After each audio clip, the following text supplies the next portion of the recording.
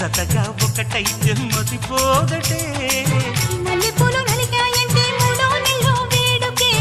సత్తా ఉన్న మగాడిచ్చే ముచ్చటైన కానుకే వేడెక్కిపోతుంది పరుపు దాన్ని ఓడించమంటోంది బలపు